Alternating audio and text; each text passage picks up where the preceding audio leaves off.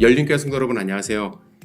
이 시간에 우리가 함께 나눌 동영상 강의는 예수님의 난해한 말씀 8번째 시간입니다.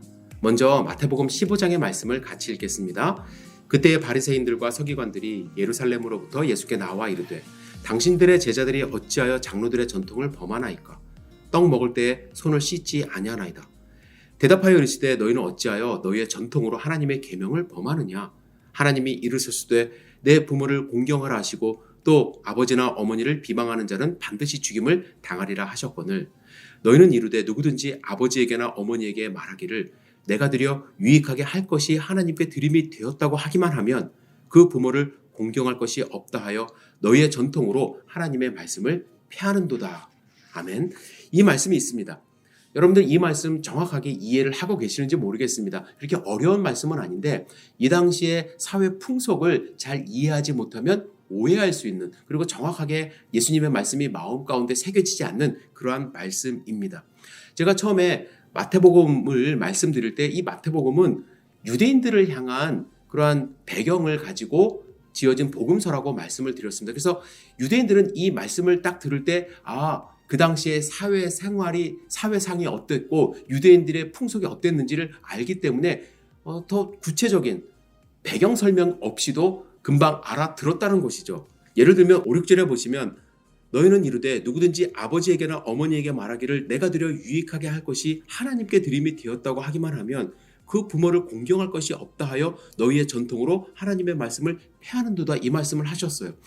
부모님을 공경하는 것과 하나님께 드림이 되는 것이 어떠한 상관관계가 있기 때문에 예수님이 이런 말씀을 하셨을까? 좀 이해가 되지 않는 그런 말씀이기도 합니다.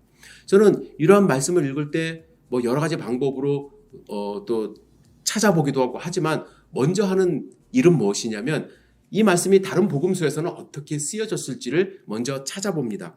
마가복음 7장에 이 말씀이 있는데요. 8절부터 13절 좀 길긴 하지만 제가 다시 한번 읽어드리도록 하겠습니다.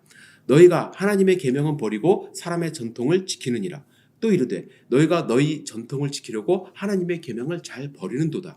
모세는 내 부모를 공경하라 하고 또 아버지나 어머니를 모욕하는 자는 죽임을 당하리라 하였거늘 너희는 이르되 사람이 아버지에게나 어머니에게나 말하기를 내가 드려 유익할 것이 고르반 곧 하나님께 드림이 되었다고 하기만 하면 그만이라 하고 자기 아버지나 어머니에게 다시 아무것도 하여 드리기를 허락하지 아니하여 너희가 전한 전통으로 하나님의 말씀을 폐하며 또 이 같은 일을 많이 행하느니라 하시고 라는 말씀이 있습니다. 마가복음에 보시면 마태복음에 생략되어 있는 단어 하나가 등장을 하죠. 고르반입니다. 이 고르반이 하나님께 드림되는 것과 부모님을 공경하는 어떤 연관관계가 있다는 것을 우리는 알 수가 있는 것이죠. 학자들은 마가복음을 먼저 기록하고 마태가 마가복음을 바탕으로 해서 복음서를 썼다라고 이야기를 합니다. 보통의 경우 원저의 기록은 좀 짧고요. 그것을 바탕으로 하는 그 뒤에 쓴 기록이 좀 길다고 합니다. 그래서 전체적으로 보면 마가복음이 가장 짧습니다. 그리고 마태복음이 좀 길죠.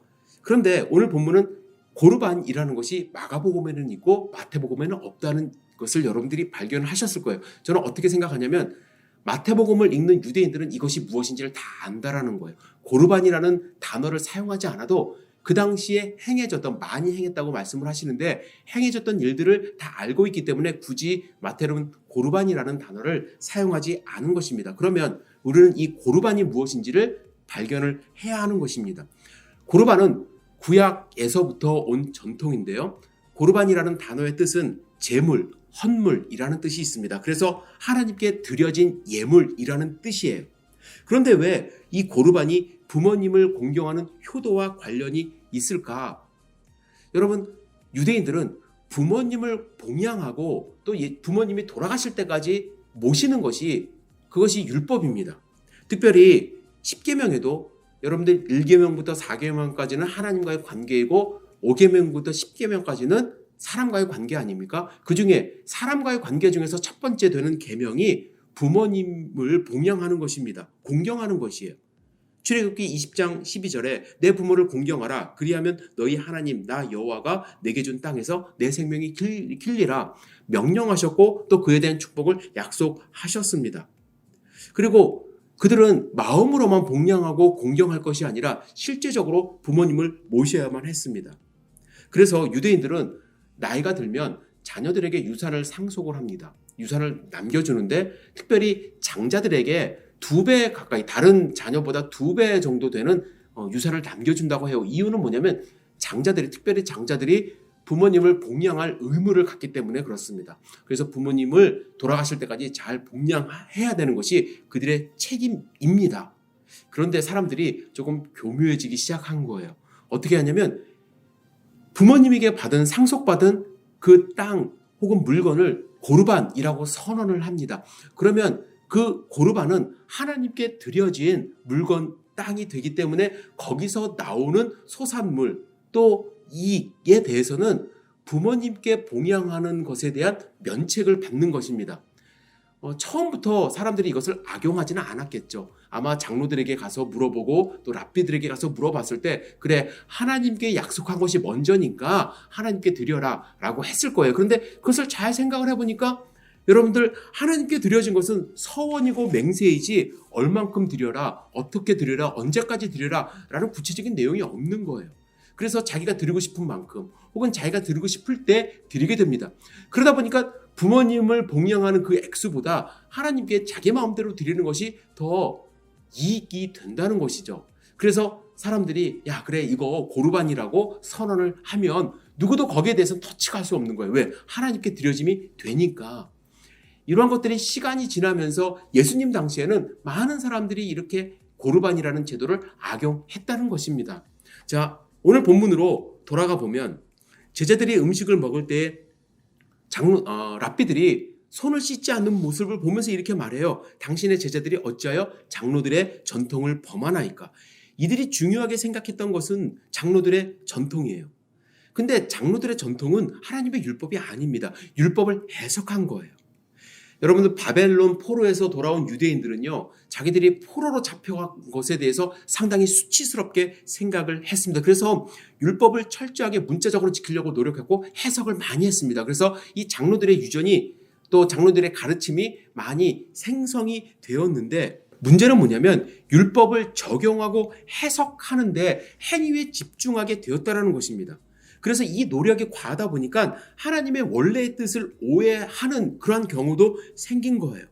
하나님이 율법을 주신 이유는 무엇입니까? 율법을 통해서 하나님과 교제하고 하나님의 뜻을 순종하고 또 그리고 뿐만 아니라 인간과의 관계를 잘 맺으라고 하나님이 준 것인데, 이를 해석하고 적용하기 시작하면서 막 인간적인 생각이 더 떠오른 것입니다.